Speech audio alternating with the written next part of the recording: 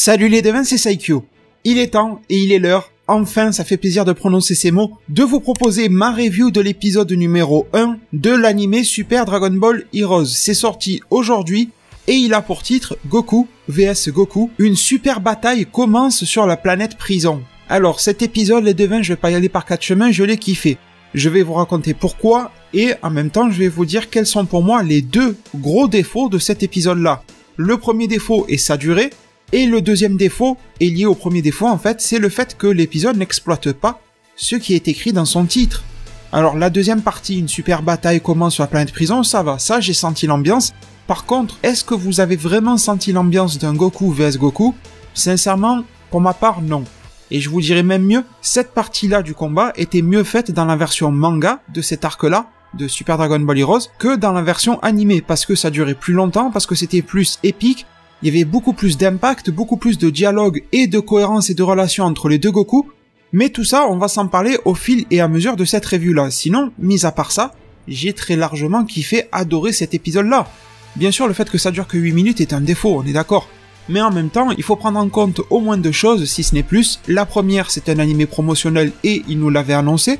De ce côté-là, aucun problème. Et deuxième chose, cet animé-là, Super Dragon Ball Heroes, n'est pas fait pour l'Europe, n'est pas fait pour les USA, en tout cas pour les producteurs et les créateurs de cet animé-là, c'est-à-dire Bandai Namco et Lato Animation. Cet animé-là est réservé exclusivement au Japon. Pour les personnes qui sont restées éveillées jusqu'à 6h du matin pour voir l'épisode dès qu'il sortait, vous avez bien vu que sa diffusion était bloquée dans les pays comme la France, etc. Tout simplement parce qu'il y a une volonté de ne pas nous le proposer, ils ne veulent pas que l'on ait droit à cela.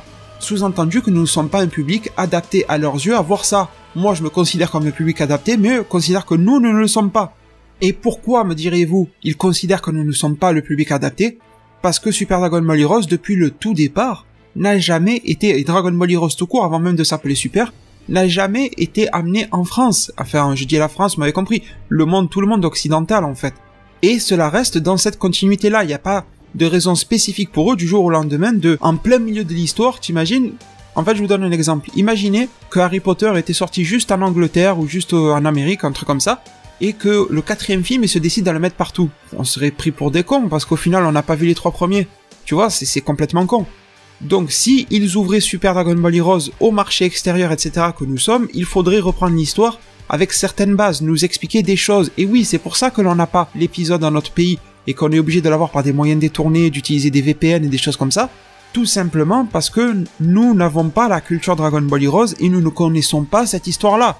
Moi, ça fait des années que j'essaie de suivre par le biais des infos que l'on a sur internet cette franchise-là, mais je suis sûr qu'il y a de grands fans de Dragon Ball parmi vous qui ne connaissaient pas ou que très peu en fait Dragon Ball Heroes, son histoire, ses personnages, son fonctionnement. Et qui se retrouvent embarqués du jour au lendemain aujourd'hui dans cette histoire-là parce que les sites français publient l'épisode, parce qu'ils l'ont téléchargé de leur côté, etc. Donc je pense aussi que c'est à nous, d'une certaine manière, de s'adapter un petit peu, parce qu'on peut pas dire, arriver, ouais c'est nul, alors qu'à la base c'était pas fait pour toi, tu vois. Ça c'est important. Et puis je rajouterai une troisième chose, c'est du bonus, c'est gratuit, tu vois. C'est un petit peu comme quand un youtubeur, il est pas content parce qu'il fait toutes ses vidéos de la semaine, et il va faire des bonus qui ne sont pas la même chose. Je vous dis n'importe quoi, imaginez moi je fais toutes mes vidéos Dragon Ball de la semaine et que j'ai envie de vous faire des vidéos unboxing de cartes Dragon Ball, de produits dérivés. Et que je fais ça en bonus, je rajoute dans ma chaîne. Eh ben, il y aura forcément des gens qui vont venir se plaindre que je fais ça. En disant, moi je me suis pas abonné pour ça, je me suis abonné pour tes vidéos de review, de machin. Alors qu'elles y sont, elles existent, elles n'ont pas réduit. Mais ça ne va pas plaire. Et tu vois, sur Super Dragon Ball Heroes, j'ai l'impression qu'il y a ce problème-là. C'est-à-dire qu'on nous propose un animé en plus, promotionnel, bonus et gratuit. On fait tout pour se le procurer alors que les mecs au Japon nous disent clairement que ce n'est pas fait pour nous. Mais on force, on fait les forceurs, on le récupère sur internet. Et une fois qu'on l'a, ben qu'est-ce que je lis sur les réseaux sociaux? Que des critiques. C'est un petit peu dommage, non? Vous ne trouvez pas? Je pense qu'il est grand temps de vous proposer mon avis. Qu'en dites-vous? Bon allez, on y va. Du coup, ben déjà, si vous étiez déçu du fait que l'épisode dure que 8 minutes et que vous vouliez une expérience Dragon Ballesque qui dure plus longtemps, je vous renvoie vers ma review du futur qui est sortie cette nuit, double review du futur épisode 141-142 de DBS du futur.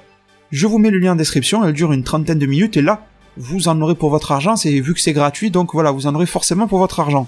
Et ces 8 minutes-là, qu'est-ce qu'elles nous ont proposé? Alors déjà, l'opening. Ben visuellement, l'opening n'est pas si intéressant que ça parce que c'est exactement le même que tous les trailers, les openings de jeux vidéo Super Dragon Ball Heroes. Donc à ce niveau-là, j'ai pas été choqué. La musique, beaucoup d'entre vous ont dû la découvrir, mais pour moi, voilà, ça fait un petit moment maintenant qu'elle a été annoncée. À la Jump Festa 2017, il avait chanté en live, j'étais sur le live stream, je les voyais en train de chanter, les deux japonais. Donc j'adore vraiment cet opening-là, il ne m'a pas surpris parce qu'il est pas nouveau, mais on s'y attendait. Vraiment, je kiffe de ouf cette chanson, et toutes les chansons de Dragon Ball Heroes, j'adore. Il y a une certaine ferveur de Dragon Ball qui est transmise dans ces openings-là, je trouve, et je vous jure, je kifferais être un gosse japonais pour pouvoir chanter avec eux et comprendre les paroles. Enfin bref. L'histoire commence, et le fait que l'épisode dure 8 minutes, ben ça prend beaucoup de raccourcis. C'est-à-dire que là où j'ai été le plus, pas choqué, mais interpellé, on va dire, c'est sur 2 points. C'est le fait que l'on n'introduit pas Trunks, le retour de Trunks, et deuxième chose, c'est le combat Goku contre Goku qui était super court. Sur le reste, j'ai été ravi et je vais tout vous expliquer. Parce qu'au final, alors direct, on arrive, il y a l'entraînement de Goku, Vegeta, avec les logos Capsule Corp sur leur dogi, on nous explique pas pourquoi. Je vous confirme que ces Goku et Vegeta sont les Goku et Vegeta de Dragon Ball Super, de la dimension Dragon Ball Super si vous voulez. Théoriquement, d'après le manga, ça se passerait après le tournoi du pouvoir, mais là, ils n'ont pas fait de précision. C'est pour ça que je vous disais que le manga est beaucoup plus riche en précision que l'anime. C'est un petit peu bizarre, mais c'est sûrement le côté promotionnel qui fait ça. En même temps, le manga est aussi un manga promo. Donc voilà, ils auraient pu, tu vois. Mais sinon, ce qui m'a un petit peu fait bizarre, c'est qu'on n'a pas l'arrivée de Trunks avec la Time Machine, etc. C'est le retour, mais qu'est-ce que tu fais là? J'aurais beaucoup aimé voir ça, voir un petit début d'entraînement. Si vous regardez l'opening, c'est là où l'on voit Trunks se battre avec Goku Vegeta et faire l'entraînement. Donc c'est un petit peu bizarre qu'on ne le montre pas ici. Et tout va à une vitesse folle, c'est-à-dire que t'as 2-3 coups qui sont faits entre Goku, Whis, Vegeta, c'est l'entraînement machin, Birusidor. D'un coup, Mai elle rapplique de derrière un arbre. Ouais, Trunks il a disparu, comment ça Trunks? Et d'un coup, de ce même arbre, il rapplique Few, tu te demandes ce qu'ils faisaient les deux derrière l'arbre, bref, j'arrête de dire des conneries. Et là, c'est trop cliché, oui, c'est beaucoup trop cliché. Il a une sale tête, Few, tu vois, on sent qu'il est pas... Tu peux pas lui faire confiance. Vegeta même le regarde bizarre, mais au final, personne ne se rend compte qu'il est méchant. Le mec, il arrive, il a pile la tête du méchant, il dit « Ah ben Trunks, c'est mon ami. C'est mon ami, il s'est fait capturer, ça, franchement, ce point de base de scénario a été très mal amené, je trouve. C'est pour ça que dans ma revue du futur de cet épisode-là, j'avais fait en sorte que Mai rencontre au préalable Few de son côté, qu'il lui retourne un petit peu l'esprit en lui disant « Je suis l'ami ». Une discussion en tête-à-tête avec Mai aurait été mieux au préalable, comme ça après, Mai aurait servi de, je sais pas comment dire, mais de point de conviction, d'influence envers Goku et Vegeta. On ne peut pas croire cet inconnu-là, mais si Mai fait confiance à l'inconnu, autant lui faire confiance. Sauf que là, ni Mai ni personne ne connaît ce type, et c'est pour ça que ça m'a fait bizarre, c'était tellement cliché, ça m'a rappelé des vieux films et tout ça, c'est vrai que c'est un point noir. Mais sinon, l'histoire se lance et au final, le but et le principe, c'est de les ramener sur la planète prison. Sauf que, bon déjà, on a Goku qui se téléporte, mais il a pas senti de ki là où il s'est téléporté, on est bien d'accord, ou alors j'ai manqué un truc dans l'épisode, mais il se téléporte, enfin bref. Niveau animation, franchement, j'ai trouvé que c'était cool, vous me direz en zone commentaire. C'était pas le top du top, c'était inférieur à la fin du tournoi du pouvoir, mais c'était quand même pas mal. Sur l'échelle Dragon Ball Super, on va dire que la fin du tournoi du pouvoir c'était un 10 sur 10 relativement à DBS, et là on était sur un 8 sur 10 par rapport à DBS encore une fois. On se téléporte et j'ai trouvé que la mise en scène était cool, fidèle au manga et au jeu, Super Dragon Ball Heroes, mais cool avec les planètes enchaînées, et le fait que depuis la planète, tu vois à l'extérieur les gros maillons de chaînes qui sont au loin, qui enchaînent les planètes entre elles, je trouve ça vachement cool. La musique est absolument épique dans certains moments, en particulier quand Goku Xeno se ramène. Pour ceux qui n'auraient pas suivi qui est Goku Xeno, que Fou Couleur à la fin, tout ça, j'ai déjà fait des vidéos là-dessus, les devins, je sais qu'on me repose souvent les questions, et je fais de mon mieux pour y répondre, mais je vous avoue que des fois je manque de temps, je suis en train de bosser une autre vidéo, on me pose des questions, donc je vous mets au courant que j'ai déjà donné toutes les réponses aux questions que vous pourrez vous poser sur ma chaîne YouTube, n'hésitez pas à la naviguer. La seule chose qui va arriver, ça va être une vidéo sur Majin Ozoto. Je pense que ça va être important pour vous. Donc, on se retrouve là-bas. Et sans transition, en fait, quasi aucune, on a le Goku Xeno qui se ramène. Il est super épique et badass. Et là, ce n'est pas Goku de Dragon Ball GT. C'est Goku de Super Dragon Ball Heroes. Ce Goku existe uniquement dans DB Heroes, pas ailleurs, d'accord ? C'est pas parce qu'il se transforme en SSJ4 qu'il vient de DBGT. J'ai fait une vidéo explicative sur lui. D'ailleurs, ce Goku Xeno est aussi capable du Super Saiyan God, la forme divine aux cheveux rouges. À ce que je sache, Goku dans GT ne faisait pas le SSJ God, donc voilà. Et sans aucune transition, et c'était ça le problème du fait que ça dure 8 minutes, c'est que les transitions partaient à la poubelle, et ça c'est vraiment dommage. Les deux se mettent à se taper. Sauf que, chose plutôt intelligente, le Xenogoku est quand même au courant et conscient de la situation. Et ce qui fait que ça lui donne une longueur d'avance, tu vois, par rapport à Goku Blue, parce que Goku Xeno fait partie de la Time Patrol, il veille à surveiller sur le temps et tout ça, les criminels temporels. Chose très intéressante, je trouve, c'est que, même si Goku SSJ4 Xeno n'est pas le Goku de DBGT, ça fait quand même un petit choc des générations. Je pense que ça fait à peu près 20 ans que l'on n'a pas vu Goku animé dans une série animée, je parle pas des jeux et tout ça, je parle d'une série télé animée, et j'ai trouvé que ce Goku Xeno, même s'il n'est pas celui de DBGT, était très fidèle au comportement de celui de GT. Dans son sérieux, dans sa prestance, dans son charisme, dans son comportement, jusque dans sa voix. La seiyuu de Goku, qui fait toujours un travail énormissime, eh bien on sent qu'elle a des directives. C'est-à-dire qu'on lui dit, le personnage de Goku, tu dois le jouer comme ça dans Dragon Ball Super et tu dois le jouer comme ça dans Dragon Ball GT. Après je dis des directives, peut-être que c'est elle-même qui se donne les directives et qui veut donner un style plus sérieux à Goku 4 et plus enfantin à Goku Blue, je ne sais pas. Comme autant ce sont ses supérieurs de la Toei qui le veulent. Bref, mais il y a quelque part une volonté parce que vous avez bien remarqué que les deux Goku ne parlent pas de la même manière. Et vous remarquerez qu'ils se comportent pas de la même manière. Est-ce que dans ce combat-là, vous avez vu Xenogoku 4 faire des grimaces, des choses comme ça, des petits cris? Non, il était super sérieux. Par contre, Goku Blue, il a fait comme dans DBS, il a continué de faire le gamin, des grimaces, des machins, se frotter la tête. Et la voix de Goku Blue qui était beaucoup plus aiguë, on va dire que la voix de Goku 4 ressemble beaucoup plus à celle d'un Goku Black, posé, limite froid, presque méchant, tu vois, un truc assez badass, tandis que celle de Goku Blue est très enfantin, très enjoué, très dans la joie, la bonne humeur, tu vois, c'est ça la différence. D'ailleurs, à l'époque de DBGT, c'est pour ça qu'on kiffait Goku, parce que on avait Goku enfant qui nous rappelait le côté enfantin de Goku de DBS, de Goku enfant dans Dragon Ball, mais Goku DBGT qui transcendait complètement le truc, le Goku SJ4 pardon, qui était super calme, super posé, réfléchi, qui était beaucoup plus mature. Par moments, il rigolait, bien sûr, mais son ton de voix était très différent, il avait un air de regard très sérieux avec ses yeux qui changent de couleur, machin. Il y avait ce contraste-là, et là, j'ai senti qu'on nous a ramené ces sensations de Goku SJ4 de l'époque, j'étais très content. Malheureusement, là où je ne suis pas content, c'est que le combat n'a aucun impact. Vegeta n'a aucune réaction par rapport à cela, il a pas dit « laisse-le moi, c'est un Goku, je veux me le faire », tu vois, ça aurait été drôle. Le combat ne dure pas, on se met 2-3 coups et on en arrive direct sur un Kamehameha, le Kamehameha aurait pu être plus développé, et c'était dans le titre ça, c'est le premier mot du titre, c'est Goku vs Goku. Pourquoi est-ce que vous nous avez pas donné plus de Goku vs Goku? Pourquoi est-ce que vous n'avez pas plus développé ce qui fait le titre et l'essence de l'épisode d'après vous? Là je m'adresse à Bandai Namco et la Toei qui n'écouteront jamais cette vidéo, mais je pense que c'est important. Malheureusement ça n'a pas été le cas, alors que le jeu Super Dragon Ball Heroes le développe plus, mais vous allez me dire c'est normal, c'est juste un animé promo. Mais le manga Super Dragon Ball Heroes, qui est un manga promo, le développe plus et le développe mieux, jusqu'à prendre un parti pris de faire en sorte que Goku SJ4, Goku Xeno, perde. Dans cet épisode-là, on finit sur une égalité, les deux n'ont même pas une seule égratignure. Alors, est-ce que ce n'est que partie remise, ils vont se rebattre plus tard? Sincèrement, j'en doute énormément, parce que je pense que là, l'intrigue est terminée par rapport à ce combat-là. Les deux ont compris qu'ils sont alliés et amis, et ils ont compris que Fu est le méchant, donc il n'y a pas trop de raison de se battre. À part s'ils sont contraints, parce que Fu leur dit si vous dégagez pas assez d'énergie, la planète va exploser, mais bon, j'imagine pas trop ça se produire. Donc au final, cet animé-là ne veut pas se mouiller, ne veut pas du tout prendre de risques, c'est-à-dire on finit sur une vieille égalité. Alors dans le manga, normalement, je vous avais fait la vidéo, c'est Goku Super Saiyan Blue qui gagne. Il gagne avec difficulté, mais il gagne, tu vois, il y a quand même un écart qui les sépare, il y a un cran d'écart qui sépare Goku 4 et de Goku Blue, voilà. Un petit peu comme si une transformation les séparait. En gros, sous-entendu que si le Super Saiyan 5 existait, ça pourrait être un égal du Goku Blue. En gros, c'est ça qui est sous-entendu, on va dire. Là, on ne le sent pas du tout, on sent les deux sur un pied d'égalité, et je trouve que c'est en plus très rabaissant pour le SJ God, vraiment. Parce que Xenogoku a le SJ God, donc il ne l'utilise pas, il préfère le 4, donc ça veut dire qu'il le considère comme étant plus puissant.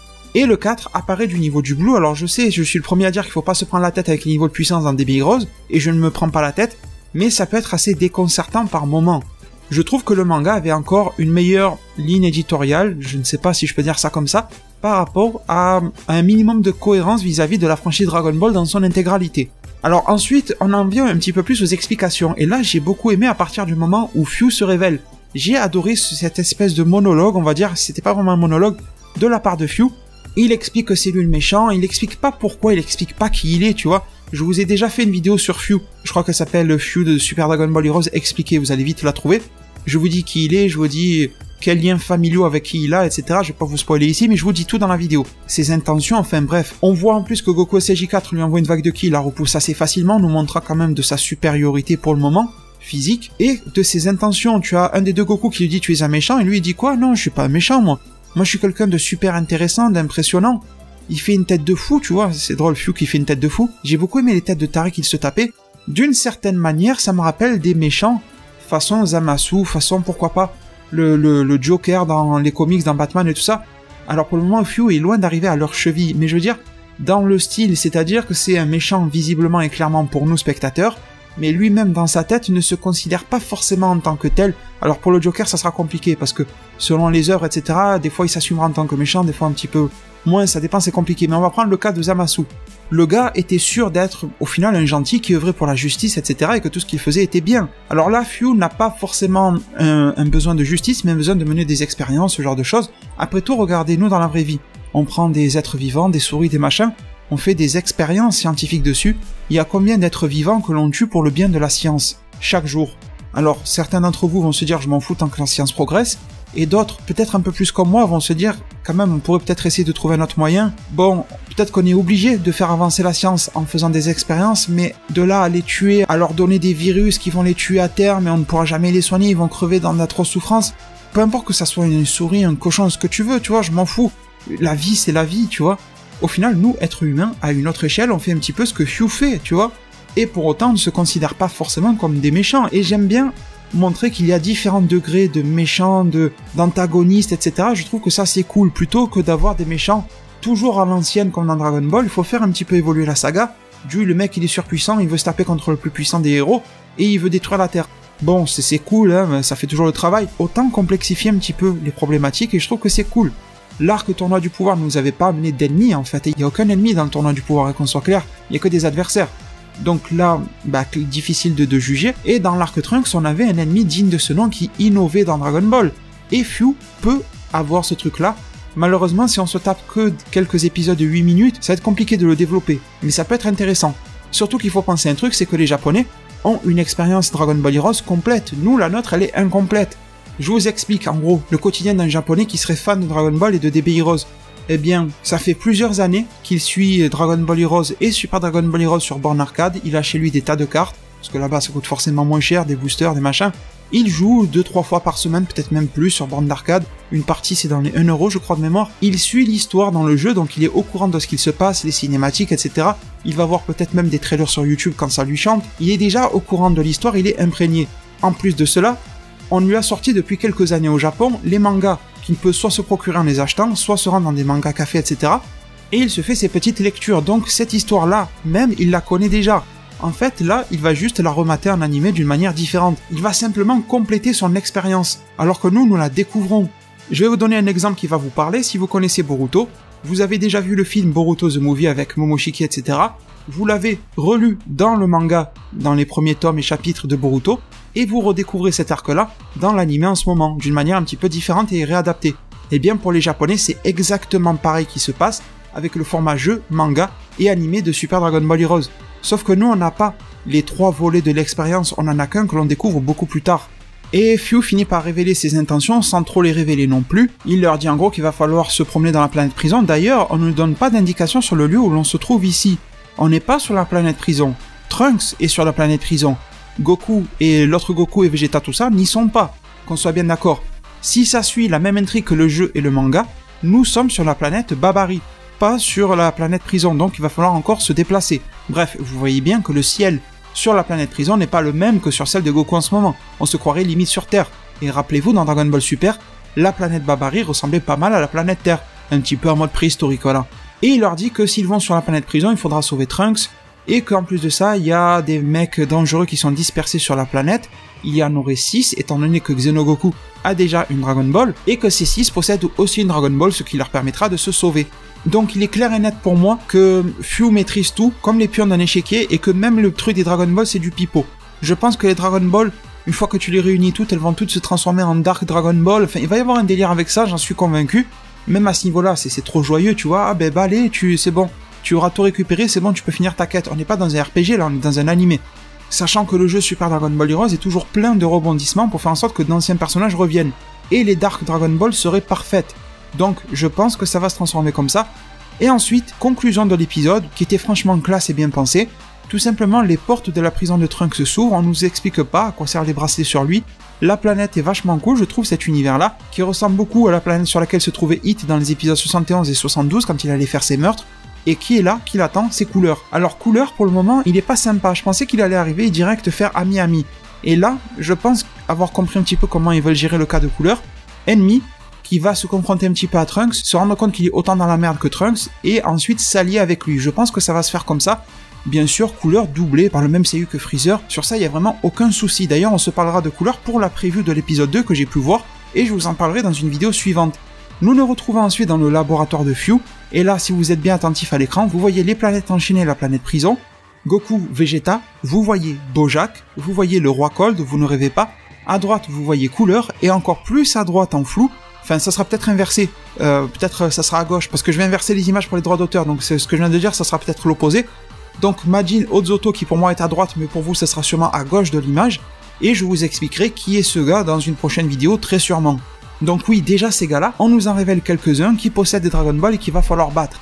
Et en plus de cela, on a le Saiyan maléfique, le prénom Kamba n'a toujours pas été dit dans cet animé-là, ça ne va pas tarder, même Fyu l'appelle le Saiyan maléfique. Et on se rend compte qu'il y a vraiment un lien étroit entre ce Saiyan-là et Fyu.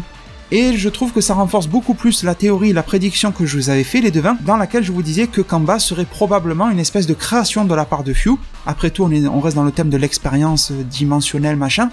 Comme quoi, eh bien, ce Kamba-là serait une addition de l'ADN de tout type de Saiyan, pourquoi pas même du Broly, tu sais, au cas où, pour le Berserker. Même soyons fous, mélangés avec des scènes de l'univers 6, des scènes de l'univers 7, des scènes dans tous les sens, du Bardock même si tu veux, qui font qu'une fois toute cette ADN-là mélangée, ça fait un petit peu comme quand tu prends les peintures pour enfants. T'as un petit peu de chaque aquarelle et machin, et quand tu mélanges tout, ça te fait une couleur un petit peu noirâtre, un petit peu dégueulasse là.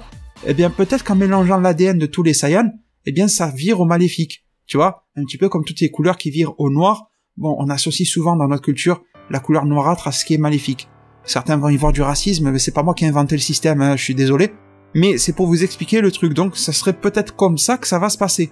Donc les devins, franchement très satisfaits de l'épisode, je préfère le prendre tel quel pour ce qu'il est, sans me prendre la tête, c'est du bonus, c'est quelque chose qu'on n'avait pas forcément prévu, alors c'est vrai que j'avais fait la prédiction que ça arriverait sous forme de web-série, et je suis très heureux que cette prédiction-là se soit réalisée, mais je veux dire, Super Dragon Ball Heroes, c'était pas quelque chose sur lequel je fixais des attentes particulières, ou sur lequel je sens que l'on m'est redevable de quelque chose, enfin je sais pas si vous m'avez compris, mais pour moi tu peux être déçu en quelqu'un ou quelque chose que si tu fixes des attentes là-dessus, ou que si vraiment la personne ou la chose a un lien direct avec toi, mais là ce n'est pas le cas, donc je prends ça à la cool, je prends ce qu'il y a de bon, ce qu'il y a de mauvais, écoutez, on le met de côté, moi dans ma vie je fonctionne comme ça, ce qu'il y a de bon je le prends, ce qu'il y a de mauvais je le rejette, et j'en fais pas tout un drame sur ce qu'il y a de mauvais. Donc les devins, dites-moi dans le commentaire si vous partagez mon avis là-dessus, peut-être que non, mais dites-le moi dans le respect, c'est l'essentiel, si ce n'est pas respectueux, je ne donnerai pas suite à votre commentaire, c'est aussi simple que ça. Je vous remercie tous énormément pour tout votre soutien, les fameux likes, les pouces bleus, vous savez que c'est super important et vital pour ma chaîne YouTube et cette vidéo-là.